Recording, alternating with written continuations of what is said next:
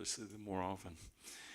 The other disclaimer, and we'll get started, is mostly what you hear from us in these presentations is some topic on health and aging, or at least health topics that relate, to a patient population that is older.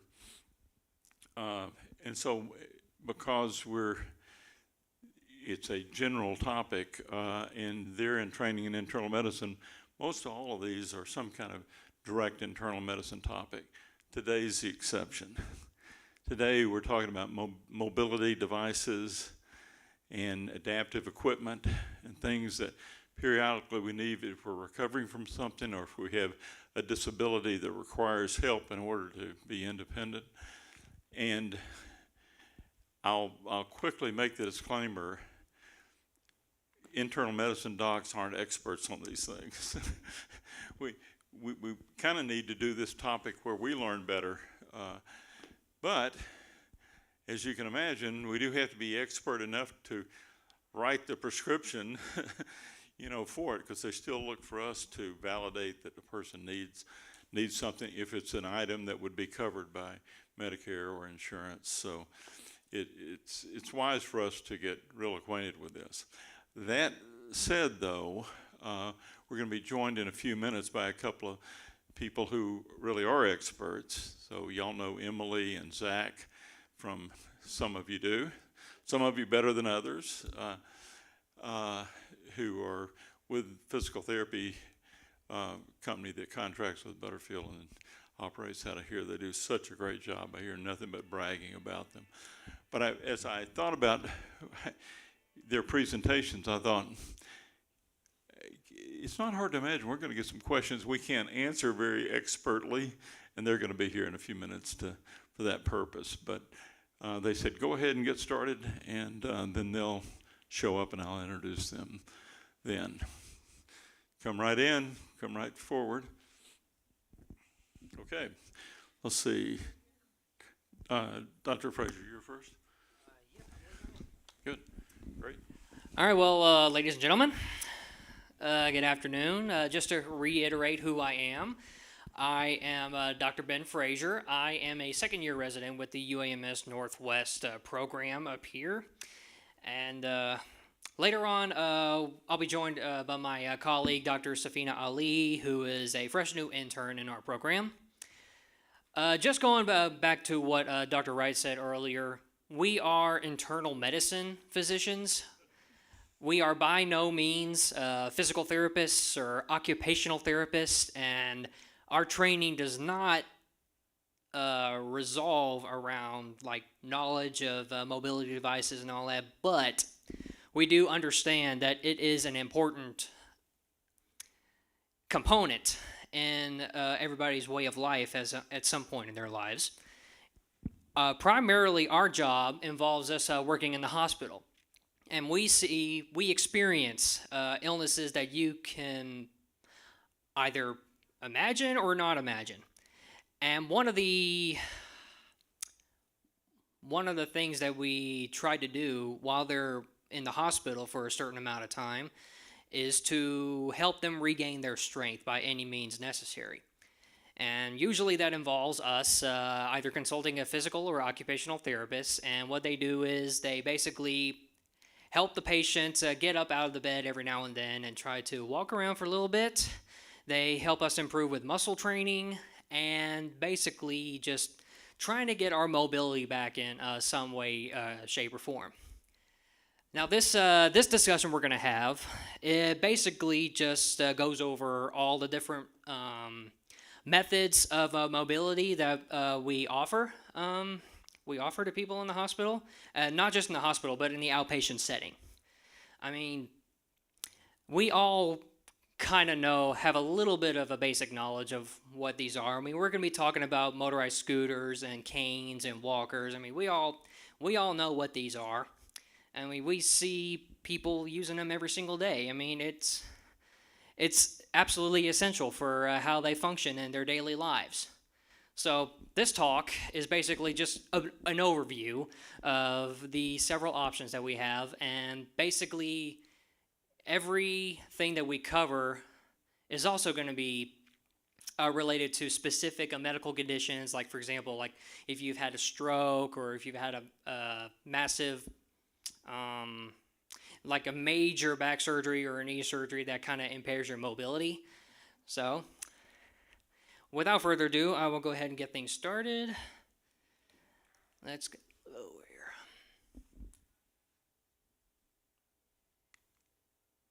And this is not working.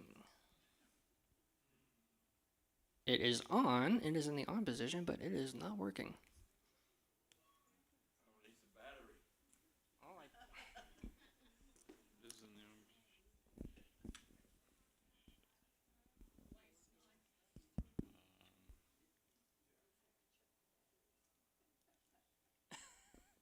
So this happened last night? Is that what you're saying?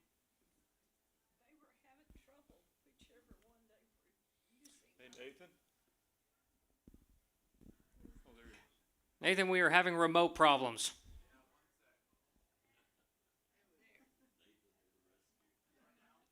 Oh, that actually worked. Or did it?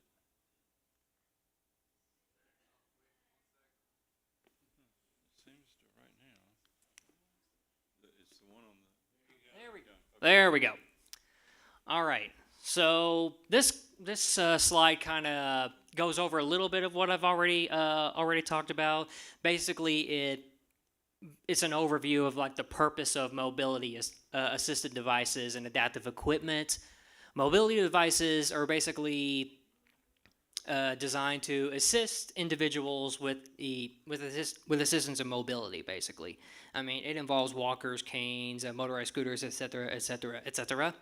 And adaptive equipment is basically basic tools that help improve your daily functioning, basically in your household.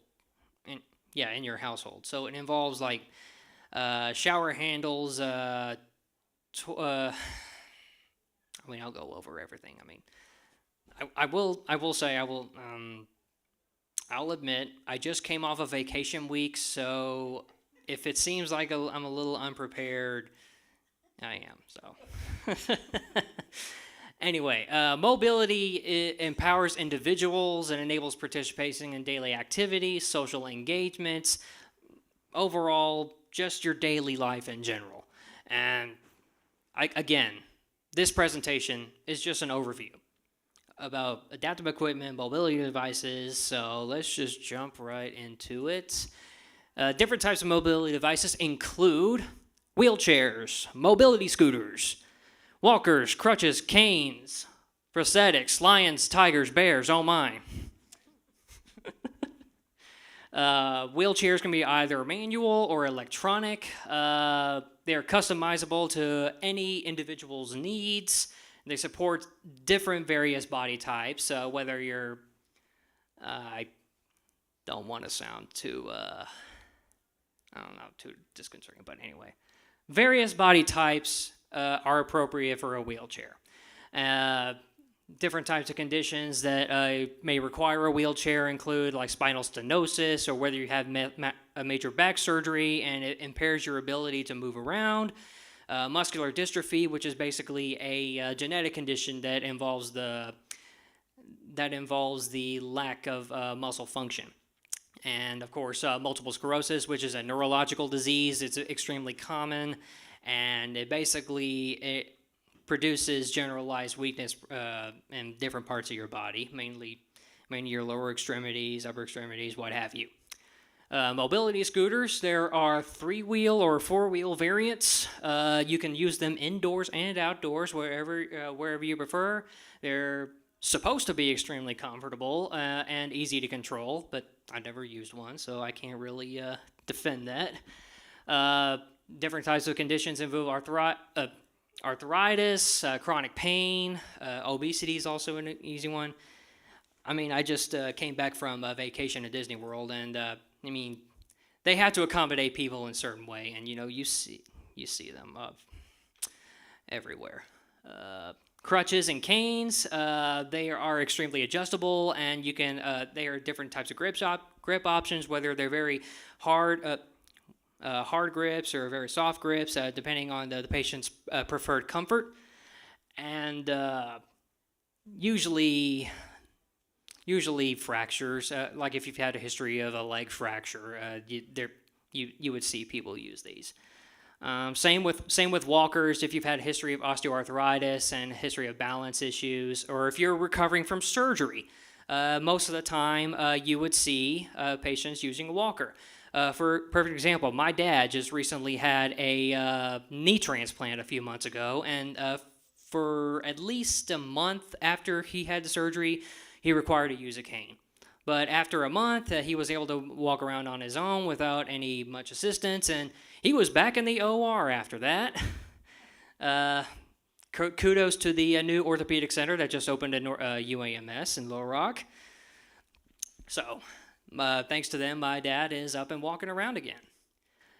And the last one here mentions limb prostheses. There are certain situations where it may require to have a limb amputated, and that usually involves like a major injury, like if you've experienced combat and as a war veteran and you've lost a limb, you may be eligible for a prosthesis. But there are some patients who require an amputation basically because of lack of blood flow due to a chronic condition like diabetes or peripheral arterial disease. Eventually, they may end up requiring an amputation and later on limb prosthesis. All right, moving on. And this is just a picture of some of the examples I already talked about. Like there's a wheelchair right there. There's the bottom middle picture is an example of a guy with a limb prostheses. Different examples of canes right there, motorized scooter, walkers. So yeah, this is just some examples of what I've talked about. This goes over all the different types of wheelchairs. I've kind of already mentioned some of these. There's manual, there's electric wheelchairs, there's sports wheelchairs. I forgot to mention that. And the next slide basically is just an image on that. The sports wheelchairs are on the right. Like if you've ever watched the Special Olympics, you would sometimes see people using those. Yeah, I mean, I basically just covered most of that. 3-wheel scooters, 4-wheel scooters. 3 wheels are better have better maneuverability. They're suitable for indoor use, and 4-wheel scooters are more ideal for outdoor use. And I kind of gone over all the conditions already. And 4 wheels are a little bit more stable than 3-wheel. I mean, it's 1 wheel in front, 2 wheels in back, compared to 2 in front and 2 in back. I mean, seems to be more stable. Excuse me. And there's just a couple more pictures of the motorized scooters. There we go. Here we go. Crutches and canes. There's underarm crutches. It provides support under the arms for if you suffered a leg fracture. It allows for more stability. Forearm crutches allow assistance in weight bearing. Single point canes provide balance and instability, especially if you have a history of arthritis or balance issues. And there's also quad canes, where you see the base of the cane actually has 4, what do you call them? I don't know. 4-point, I'm just going to call it a 4-point base, that's what it is. And they are very essential for if you've had a major surgery or if you've had a history of a stroke. I mean, it provides easier ability to balance yourself, especially after a stroke. Because once you suffered a stroke, you're likely to suffer long-term issues with your mobility. I mean, it takes a lot of time to regain your mobility after a stroke. I mean, but some people don't recover at all. But by the off chance there is some recovery, the quad cane is essential. All right.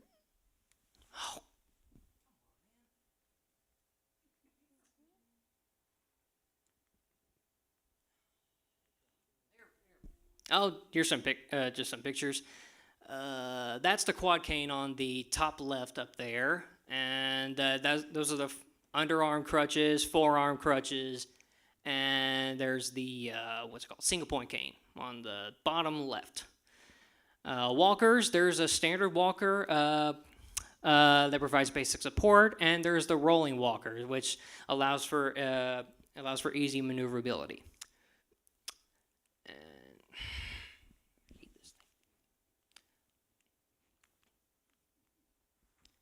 And here's some pictures there. Okay, and this is the last thing I'm going to cover. It's prosthetics and orthotics. I kind of gone over prosthetics a little bit before. Basically, it's something that we often recommend if somebody requires a leg amputation. Orthotics, however, they are essential for patients who have a history of arthritis or just muscular weakness in general. Or if there's also another condition called plantar fasciitis. I don't know if you're familiar with that or not. It's basically just scathing nerve pain at the sole of your foot. And orthotics have been known to be extremely essential with plantar fasciitis. They support and align your joints, and they prevent further deformities, and they often correct deformities in the ball of your foot. And there's just some examples about that. There's a foot prosthesis at the bottom right, and just the right side is a couple of prosthetics. And there's a perfect example of an orthotic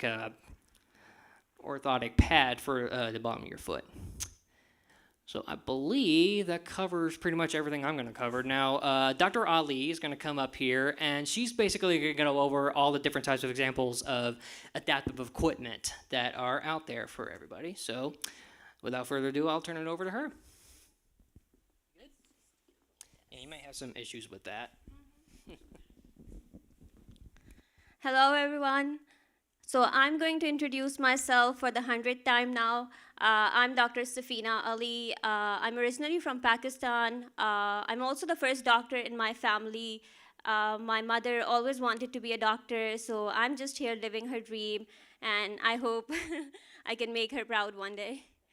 Okay, so I'm going to talk about adaptive equipments and assistive technology. Let's just get right into it. So adaptive equipment includes adaptive kitchen tools, bathing and toileting aids, dressing aids, communication devices, and home modification systems. So here's an elevated toilet seat. It's just a toilet seat that's added to regular toilet. How it works by decreasing the distance between standing and the toilet by several inches. So it assists those with lower extremity weakness. It's designed for people who have total joint replacement or those with osteoarthritis or diseases like heart or lung disease or those with deconditioning. Next, we have this transfer tub bench. This is a bench that goes over the side of the tub. It assists with mobility to tub or shower. It provides more support than shower chair, and it reduces fall risk. How it works, you just sit on the outside of the tub and you slide along inside of the tub shower, and that really reduces the fall risk. Now, these are handle grab bars. I'm sure all of you must have seen this one. They can be placed in showers, near toilets, in hallways, and other areas. They also reduce fall risk. They can be placed vertically, horizontally, or diagonally. And these are also for people with hip fractures or those with osteoarthritis or neurodegenerative diseases. These are handheld shower head. They have extended hose to enable patient with limited flexibility to reach all areas of the body for adequate hygiene. So these are adaptive kitchen tools. They are designed for easy grip and control. They have non-slip handles, and they are specialized grips for stability. They're used for people who have arthritis or joint pain or who have chronic joint diseases like rheumatoid arthritis that limit mobility. All right. These are dressing aids. These include button hooks, zipper pulls, elastic shoelaces. They help in dressing for people who have impaired mobility or limited flexibility due to chronic illnesses, or people who have chronic pain conditions, who have trouble with movement. All right. Now I'm going to talk about assistive technology. These include voice-activated devices, smart home systems, augmentative and alternative communication devices, and computer accessibility tools. Okay. So voice-activated devices, they offer hands-free control for operating devices. They have a voice recognition system for accurate commands. They're used in people who have conditions like ALS, or those with spinal cord injuries who have trouble with movement or who have limited mobility. Smart home systems, they offer home automation for controlling lights, thermostats, and appliances. They also have voice commands and mobile apps for remote control. They're designed for people who have spinal cord injuries, people with ALS, those who have limited mobility, or those who have had accidents or conditions which limit their movement. These are the augmentative and alternative communication devices. So they have text-to-speech capabilities for verbal communication. They have picture-based communication symbols for non-verbal individuals. These also include like tablets or computers. They have like text-to-speech capabilities. They're designed for people who have speech impairments or those with nonverbal communication needs, like those with cerebral palsy or autism. Computer accessibility tools, they include screen readers or adaptive keyboards with larger keys and tactile feedback, also used for people with visual impairment or limited motor control due to conditions like cerebral palsy. Now, the importance of accessibility and inclusion. The impact of mobility devices on quality of life, it enhances independence and freedom. It increases employment opportunities and community engagement. These are the considerations for choosing mobility devices. So we look at individual needs assessment, funding and insurance options. Then there's training and support services. There's also test devices. We also test devices in real life scenarios and make necessary adjustments for comfort. Now I'm going to go over a few case studies. All right, let's see. So this is about Alex. Alex was diagnosed with a condition called spinal muscular atrophy. It is a genetic condition. It includes muscle wasting and limited mobility.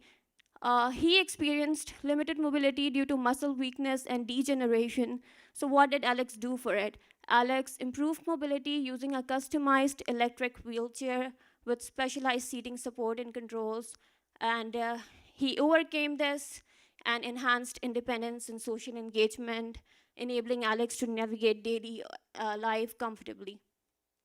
Case study 2, it discusses Jordan. He underwent a complex spinal surgery that resulted in temporary mobility impairment. So what did Jordan do for it? Jordan utilized rollators, and that provided stability during the post-surgery recovery period.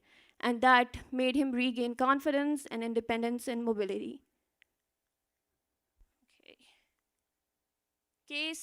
That's the last case. It's about Taylor. He's an amputee. He lost a leg due to congenital condition. So Taylor embraced advanced prosthetics, including a computerized knee and ankle system. It enhanced mobility and supported his athletic endeavors. So he gained confidence and mobility, excelling in sports activities such as running and cycling, inspiring others with similar conditions. Future of the assistive technology and mobility devices is very bright. It's evolving with lightweight materials. They are using artificial intelligence, adapting it to users' preference and movements. They're making it more sustainable and eco-friendly.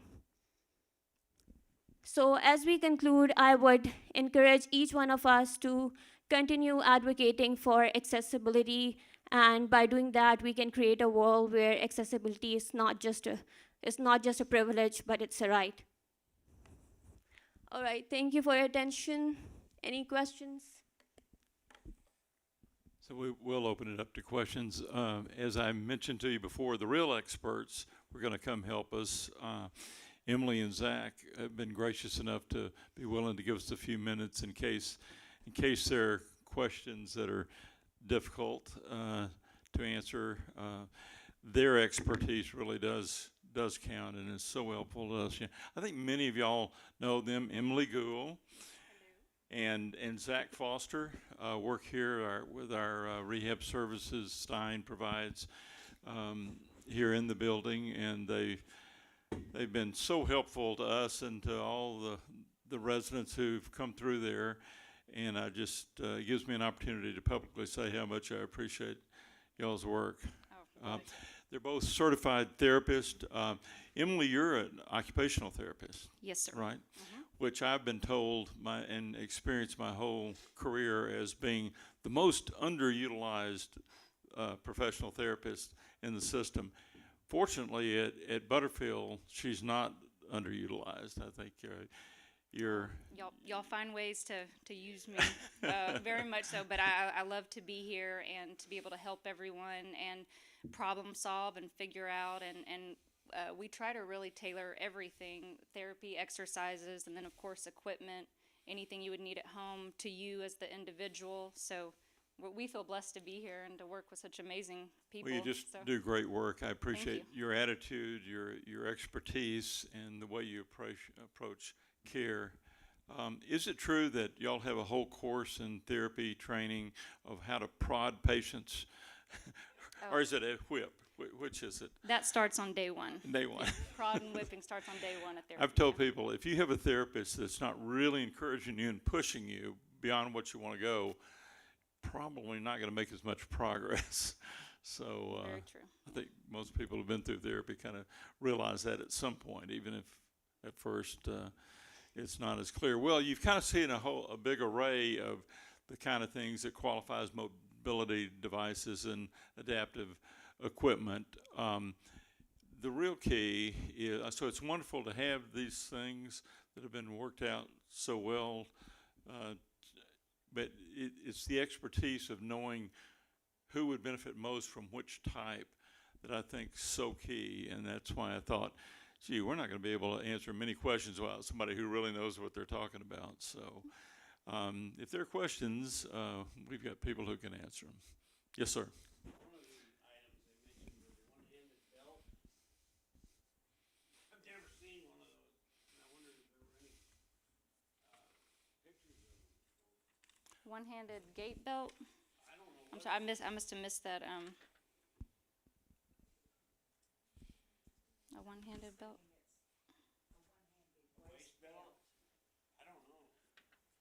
Oh, that you can put on with one hand. Yeah, I saw that too, and since I hadn't seen it before, I didn't really know. There's that must be a new thing. I didn't see it in here. I'd have to look at that, Al. Let me see. But they're doing more for one-handed or things that can compensate after a stroke, or if someone's has hemiplegia. So let me look at that gait belt. But I'm sure there are, because I didn't see it in here. Pretty remarkable what they've come up with things for, if a person's left paralyzed on one side. These rocker blades for a knife to cut vegetables. Yes. A rocker blade. The rocker blades are great. So this is actually, this is new. You learn something too, even therapists learn.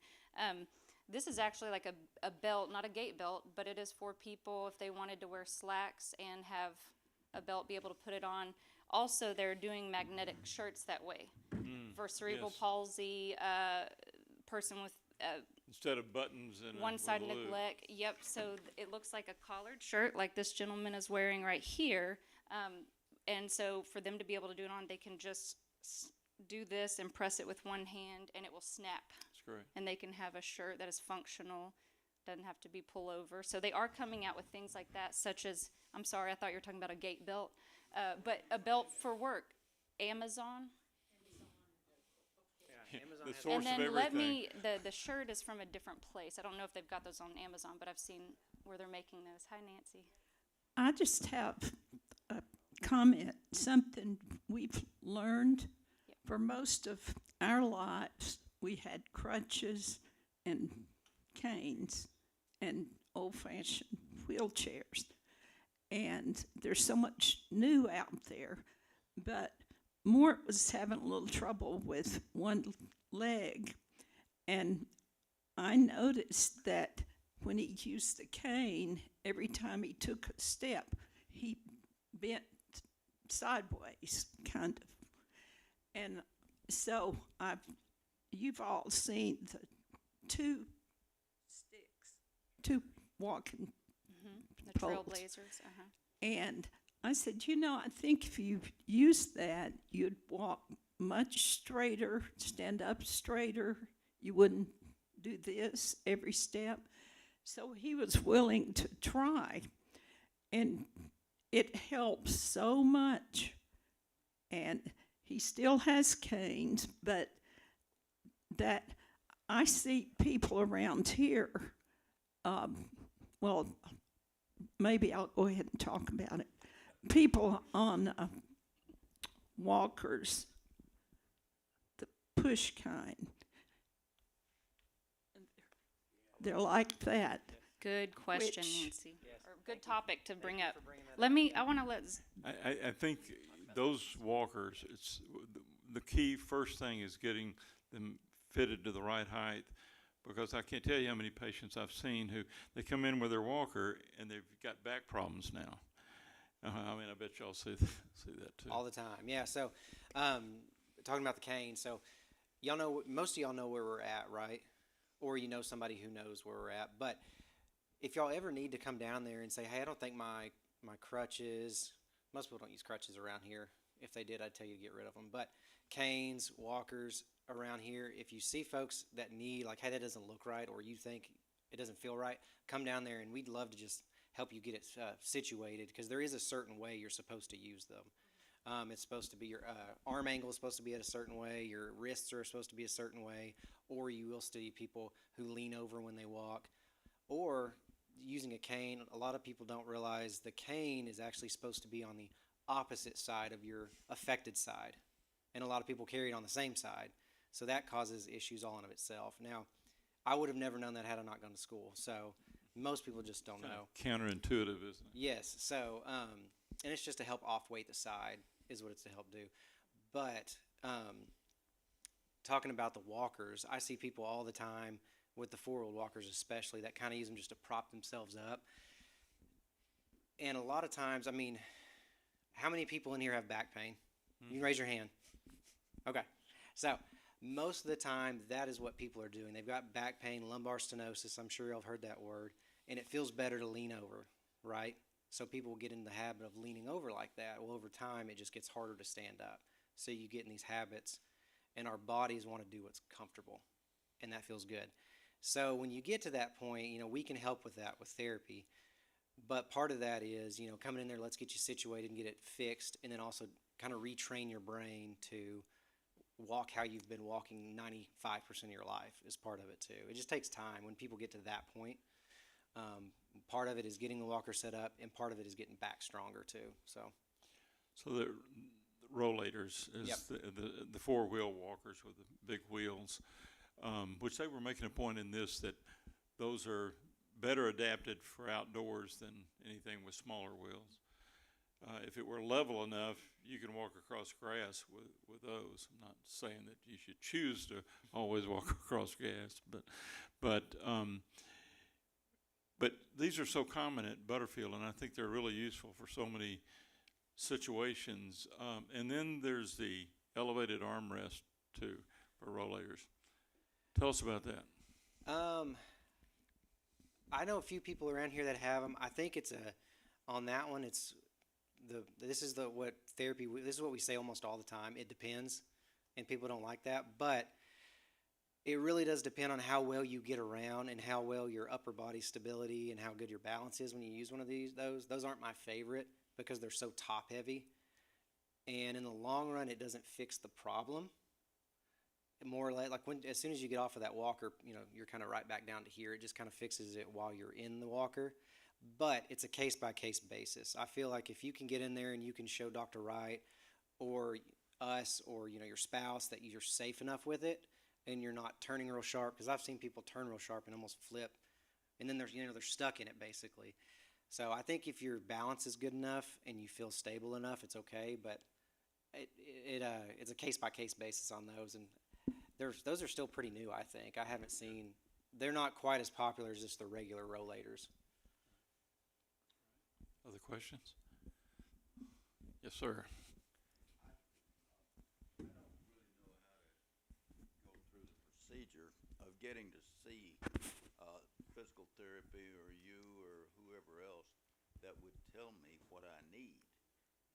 And you're my PCP. Do I make an appointment with you? Is that the way it works? That's the way the system wants it to work, honestly, because if you're going to wind up with one of these, something like this, they want a prescription that's based on a face-to-face visit and some kind of examination, and so that's the way they want it to work.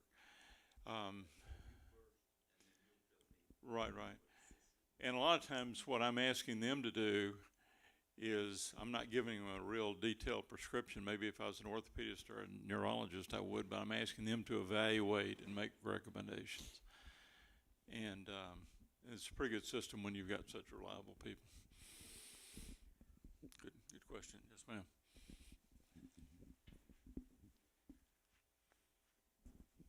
One of the things that we're pretty aware of is what it takes to become an MD, but most of us don't have a full understanding of what it takes educationally to become a physical therapist. It's my understanding it's very intense and equivalent to a PhD. Would you tell us then what you have to do to become a certified physical therapist? Yes, ma'am. So I attended, Zach and I both were at UCA. His story is a little bit different than mine, but I graduated 2011 with my master's. It's now moved to a doctorate, the occupational therapy program. And I definitely had intense training. We worked pretty much side by side with some of the classes with physical therapists, but it's a pretty structured program. Like I had to sign a paper that I would not work outside. Nothing would affect my studies. I had to be dedicated, and a lot of training. And then towards the end, we're always doing throughout my program, we were doing different rotations in different settings. So I've been in pediatrics, I've been in the acute care, I've been in outpatient, I've been, different places. And then the last 6 months, we're basically doing like a residency. So very, very intense, very knowledgeable. And then every year we are doing continuing education programs that help us stay in the learning process, keep up with new things that are coming out, and that better way to help you guys as well with the new things that are out there, the new technology, new equipment, new exercises. And then I was going to say one more thing about the program. I know I'll let you start because his is a little bit different. He just finished his doctorate, so it's a little bit different for each one, but it's pretty intense. I mean, it definitely is. We work in a variety of settings so that when we get out, we can kind of jump in where we see fit or what we like and be able to adapt in that setting, because our roles change in the different settings sometimes. So like me here with equipment, in pediatrics, it's different. I'm dealing with a lot of more sensory things and developmental milestones. So that can definitely change, but we are very adaptable.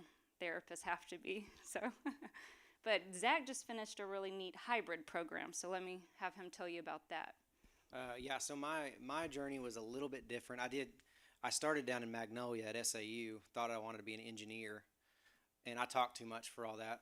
I like people too much to kind of be by myself, and I ended up transferring to UCA, and then I ended up hanging out with my friends and playing disc golf too much, not having good enough grades, so I kind of went the roundabout way, getting into PT school. I moved up here, went to NWAC with Sarah. If y'all know Sarah, the PTA that's here, her and I went to school together.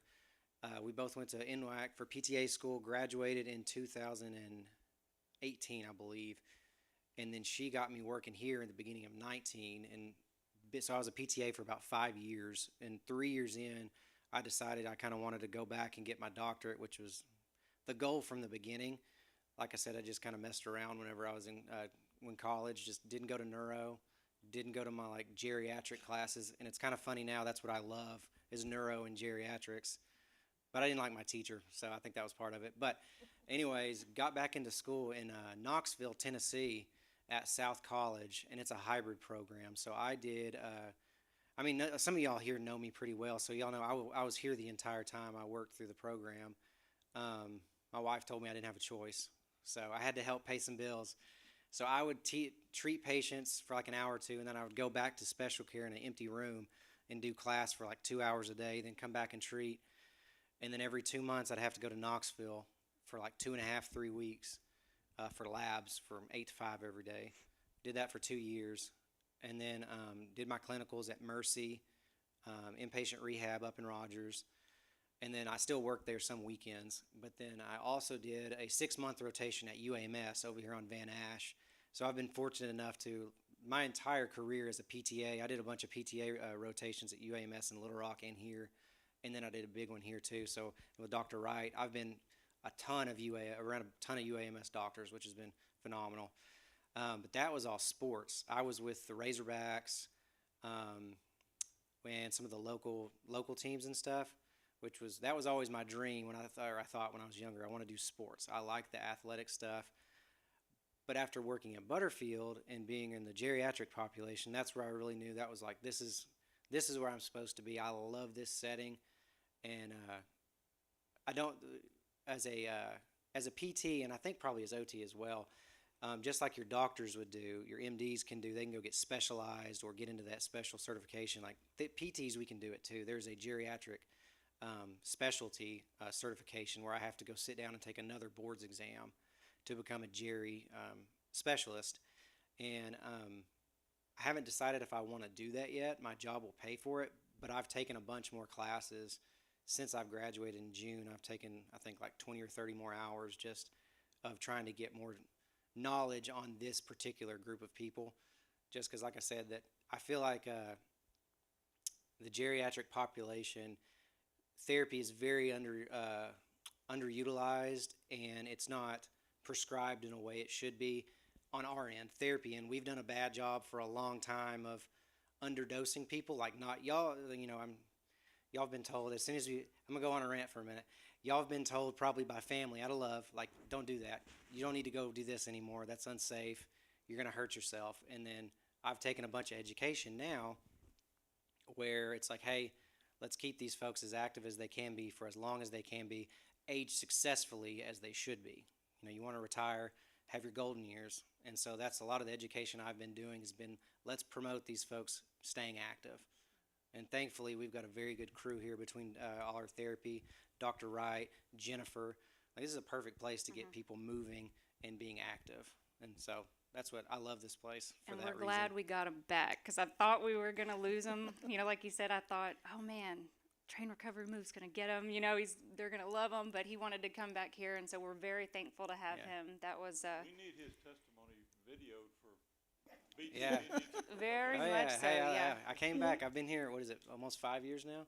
Yes, we've all been here. About Yeah. every therapist back there. We're coming up on our 5 years of being here, so we feel blessed to have met everybody and be able to learn and grow with you guys. And PT, they have their own physical therapy board. I'm through the Arkansas State Medical Board and a national board, MBCOT. So that's our certifications and where our license are. So. Well, that's wonderful. We're so glad that you're interested in geriatric. We are a very needy, a very complicated, and a very appreciative group of people. Hey, yeah, we one of the classes I talked about was even just like, it talked about, you've got all these different isms in the world today, and one of the big ones now is ageism. Why are we treating elderly individuals as outcasts when we're all going to be elderly one day? So why should we act that way? You know, we should be promoting fitness, because one day I hope to be old and fit. I don't know if I'll make it that long, but I hope I do. If I could just ask, you want to add to this? Oh, well, one of the things I keep reminding people of, and that is that with what's going on in research in regard to longevity, you're going to have more and more people in the upper age group that will welcome and need your services. But if I may, I'd like to switch to the MDs. One of the things that I think is most interesting right now is what to expect in the future in the way the very kind of things we're talking about. For example, I hear that robotics will be a great service to people who need certain kinds of help. So I'd like for you to address that, if you will. More specifically and more medically, I also understand that there are artificial limbs now that can actually be wired in the way that will allow the central nervous system to control the movement of the limb. And would you comment about that? Well, honestly, I purposely don't know much about that, but I do appreciate the fact that there are tons of research being done every day to help improve people's way of life overall. As far as robotics go, I mean, I do know that there are tons of advancements in robotics in surgery. I do know that. I mean, when I was a third-year medical student, I rotated up in New Jersey, and I witnessed a robotic gallbladder surgery. So, yeah, I mean, I do respect and understand that, you know, these advancements can be beneficial. In fact, I just remembered a quote by Walt Disney when he was dreaming of Disneyland. He basically just said that the things that seem impossible now will become realities tomorrow. And basically that's just a reassurance that, you know, things will change over time and we'll have to adapt to them. But hopefully these changes will be for the better, and not just for, you know, how the world functions, but how people, when they reach a certain age group, can function in their daily lives. So, I mean, I'm sorry, I don't know if that answers your question or not, but I do know that there are things that are changing for the better of changing our lives. In my career, to answer your question about robotics, I know where you will see them at are more so hospitals or places that get a lot of research funding, because robotics are very costly. I have worked with one female patient with the hands, and they were electronically controlled, and we had to go over, I had to be specifically trained, and then at some point I had to refer her to another place where they were going to truly train her on the Bioness. I don't know if y'all have heard some of that. There's hand ones and then there's leg ones. But it does take very intense training, central nervous system, even getting, she would have to think about what she's doing and move in a way that would open the hand, and we were able to turn it on and pick up things. It's a process. It's so interesting, though, and I hope they continue with research, because it can greatly help people in the future. And I know just even the walking machines, certain things that they do at some of these hospitals are just really good for some intense spinal cord, your traumatic brain injury. So Yeah, it's crazy we saw all that stuff in Star Wars, and now it's becoming reality. it's becoming, yeah, so it's very interesting. So, oh, you got it. Okay. I'm going to face them. They're the ones I need to talk to. I saw a doctor, a neurologist yesterday, because I was having this hand tremor, and I thought, you get paranoid around here because you don't want to get Parkinson's, and so I thought, I'm getting Parkinson's, and it's not bothering me. It's just something that I notice, and so I made my appointment, and I went to see him, and he gave all these little tests to doing this and that and drawing little circles. And he said, he called it intention, yeah, intention trimmer. And I have non-intention trimmer. I thought that was kind of strange. But anyway, he just acted like, you're healthy. It's not impeding your life. And it's really not, because I'm right-handed and I do whatever I want to do, basically. And he said, whatever you're doing, keep doing it. And what I'm doing is staying very active, moving. And I'm going to start preaching that to all of you, because it's kept me apparently healthy. And I thought he was going to give me a prescription or say, go to PT or something. But I just kind of walked out like, I'm okay. And it was a good feeling. He probably didn't realize he was going to get testimony out in the community that quick. Well, you know what? That's what I see at Butterfield Trail. I think this community of people, including you, but much bigger crowd, obviously, are almost universally examples of the benefits of staying active.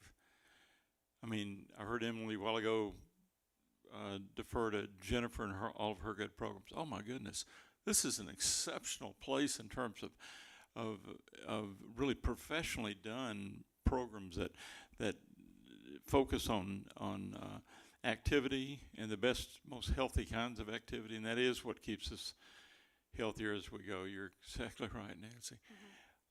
You know, I wanted to say something. We were talking a while ago about these rollator walkers. And listen, I get it. Every one of us, of course, are vain enough we'd like to not be ever on a walker. But we'd also like to never fall and crack our head open or have a hip fracture, too. One of the things that happens to every last one of us at some age, I was just telling someone this, almost the same thing yesterday. You know, one of the things we all know about, we sway when we walk, that's lifelong. That sway becomes a little wider, and it also, we don't respond with our reflexes, proprioception and other reflexes that catch that. But if you watch somebody, an older adult, after a certain age, walk down the hall, it'll be steady as you go, and then there's kind of a riding step. And that's great. But at some point, that riding step isn't as brisk or as responsive. And so this is also the stage at which I bet some of you have experienced or know about. If you just touch the wall, you don't have to lean on the wall, just touch the wall. That steady reference point, wouldn't you say, is the thing that allows you to not teeter too much. These rollators, like them or not, they're like taking the wall along with you. You know, and then they're so light, you can turn them on a dime. But there's a stable reference point, and just touching that keeps you from overdoing it with a sway. And so at the point, and I think a great thing prior to the need for that is walking sticks. I think you're exactly right. And there are some people would say they're a little sexier looking than a rollator walker, but the main thing is don't let our vanity get in the way of our wisdom. That's the other thing that's demonstrated at Butterfield Trail is a huge collection of wisdom that we all learn from. But so you touched on, Emily, a while ago, that in therapy, to become a practicing therapist, it's gone from master's degree minimum to doctorate. Did you then get grandfathered and grandmothered in, or? So OT just went doctorate in 2020. Yes. So at one point in time, when I was looking in, how long have I been out of school? 12 years. Yeah, long time. the program a few years prior to that had just switched to masters, and PT had switched to doctorate. It's all moving forward because there's so much going on, and there's so much information, and the knowledge is spread.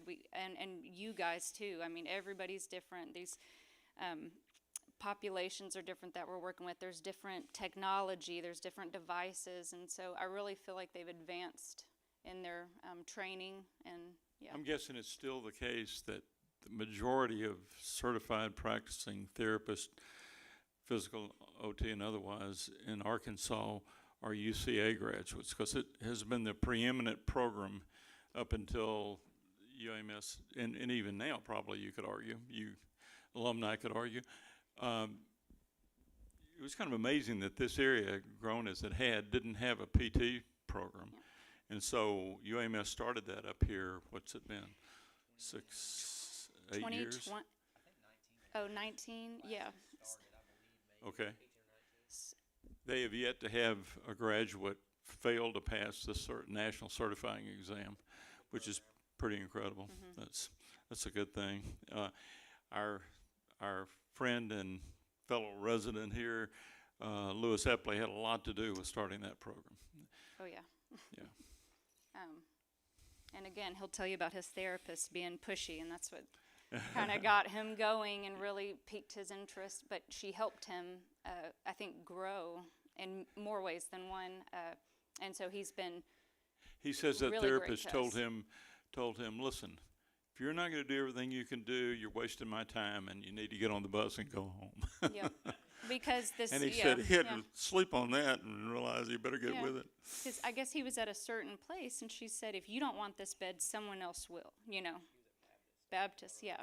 And so that really, you know, I think that spoke to him, that she believed in him, that he could do it, but if he wasn't, she wasn't going to, you know, waste too much time, because you have to have a want and a drive. And you guys here at Butterfield are very active, very, I mean, ask questions about things. What are you doing? What's this? What's new? And we like that too. We like for you to inquire about anything, because things change, and you guys are involved in so many programs, Jennifer's programs, I mean, there's a lot of stuff going on here, so y'all are kind of a different aging population. You really are here, but you have also the social aspect. I think there's a lot of things that fall into that.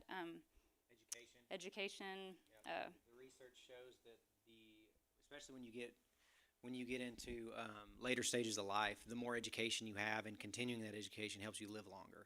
And so I know, just being around here long enough, I know everyone here is, you know, they either were highly educated through college, or when they got out of college, they just continue learning, volunteering, stimulating their brain. And I've worked in a lot of places. When I first got out of school, I worked for 6 different companies in Missouri, Northwest Arkansas, and then Southwest Arkansas, where I'm from, just to try to get hours. And I can say that this is the most unique place that I have worked at, in the sense of, you don't see people at other places that are 100 and something years old running up and down the hallways that they look like they're in their 60s or 70s, you know what I mean? Or, you know, I had, a few years ago, I was working on floor recovery with a 95-year-old patient here, and he got on the floor and started doing push-ups.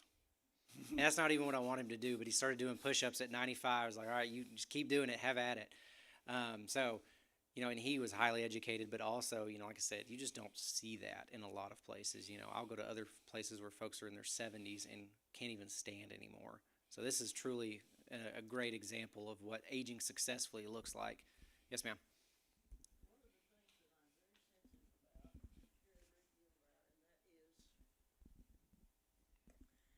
The continued emphasis on chronological age. It's the biological age that is really important. Helen, I've heard it this way. It's the most important thing is not how many years since your birth, but how many years till your death. You know, I think people in this room have a lot of years left, and they're going to be active doing it, and that's an expression of the wisdom and how savvy all of you are. Wish everybody were that way. Well, it wasn't one of my reasons, but I think it served the purpose of kind of getting to celebrate what the good service we have with rehab here at Butterfield. I've been so pleased with the work they do and the outcomes they get. And thanks for joining us. No problem. They had a little time because they're renovated over here, but I think they were having to get all their furniture and equipment back in, so I know it was time you didn't really have. So Thank you for bearing with us with all of our junk out there. It is gone, and we're getting it in. We can't wait for you guys once we get everything done to kind of come in and see it. We're really trying to ramp it up for you guys because, again, you're a different population. And one thing I just want to hit on, and then we'll get out of here.